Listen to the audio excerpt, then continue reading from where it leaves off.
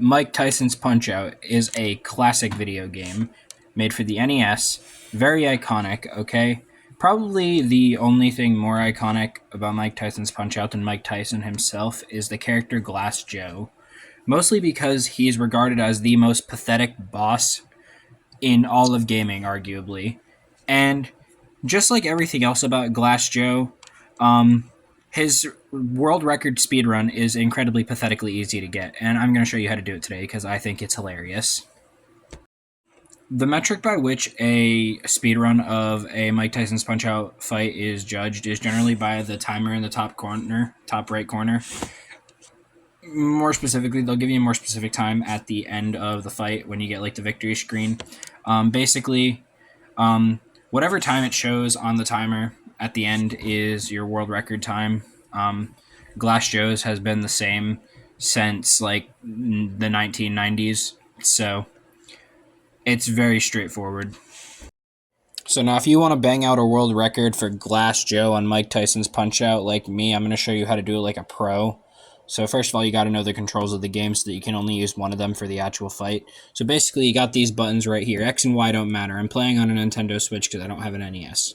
You only really care about B and A here because you press B to punch with your left hand and you press A to punch with your right hand. You will not be punching with your right hand in this fight probably. You're probably going to be using your left hand for pretty much any attempt at this. You got these 4 buttons here on the directional pad. You can use the joystick on the Switch if you're a psychopath, but you really shouldn't. So you go down. That does a block.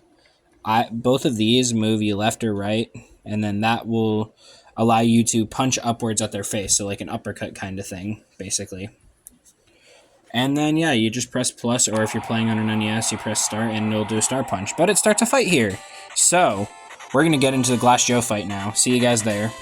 So we're just going to run the fight right now. So basically, it's pretty straightforward. You're going to notice me only really punching. I'm going to alternate a little bit, but it really doesn't matter. You just want to keep punching with your left fist, so by pressing the B button.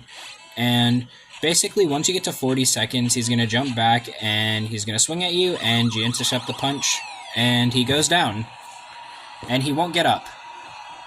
I hope you found this video useful in your attempts to, beat Mike Tyson's Punch-Out. And I'll just conclude on an explanation of why that happened.